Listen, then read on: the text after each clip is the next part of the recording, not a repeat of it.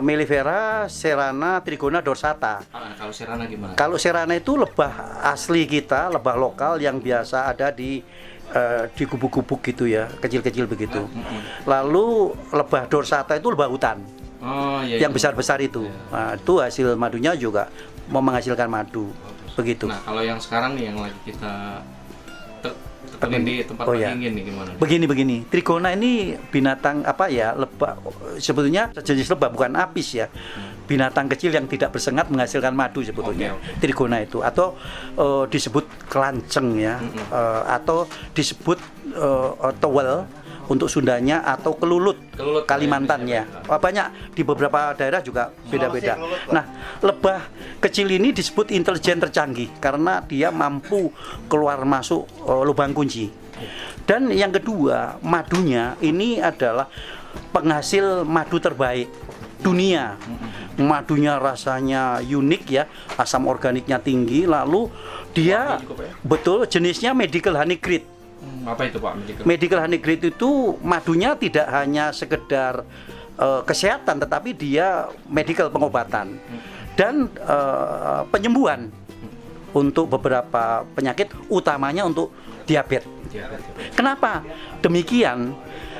Karena kalau lebah kelanceng ini gula tidak mau, sirup gula tidak mau, sehingga dia mencarinya benar-benar nektar dari bunga. Sedangkan Serrana atau kelanceng bahkan dorsata itu kadangkala dia kalau ada sirup gula dia mau, sehingga madunya itu kemurniannya mungkin 99% ya. Tetapi kalau kelanceng itu murni sekali sehingga dianjurkan untuk yang diabetes. Nah, kalau diabetes aja sembuh, artinya apa? Kolesterol asam urat juga bagus gitu. Iya, jantung, kemudian untuk demam berdarah kayak gitu karena dia mampu mengembalikan trombosit secara normal ya, cepat gitu. Madunya itu.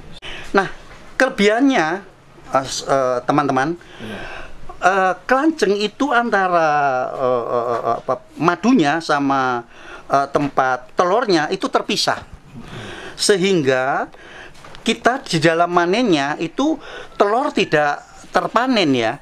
Jadi madunya aja yang kita cuplik, lalu kita kumpulkan di satu wadah, lalu kelebihannya apa?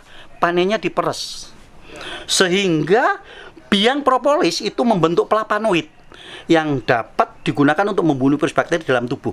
Sehingga flavonoid itulah yang memiliki kelebihan untuk penghasil madu terbaik dunia gitu. Pak, saya tertarik dengan propolis tadi, maksudnya gimana tuh? Ya.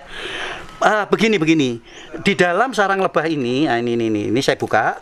Ini kan dia untuk kelanceng ini coba lihat. Nah, ini antara telur sama hasil madunya dia terpisah. Sehingga ketika kita panen, kita ambil ya rumah madunya tanpa melukai rumah telurnya. Nah, itu kita tiriskan atau kita kumpulkan dalam satu wadah. Lalu ketika terkumpul cukup dan semua sudah terpanen, maka nanti berikutnya adalah diperas.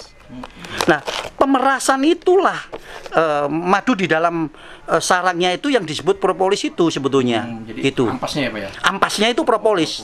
Lalu kita peras, lalu sisa perasannya itu disebut propolis. Nanti itu kita cairkan menjadi propolis ya di dalam tubuh untuk anti kanker, tumor, kemudian radang tenggorokan, dia akan kembali normal itu. Pengolahannya gimana Pak kalau propolis Pak? Kalau propolis ya gini, kalau propolis itu kita memang ada rahasianya ya.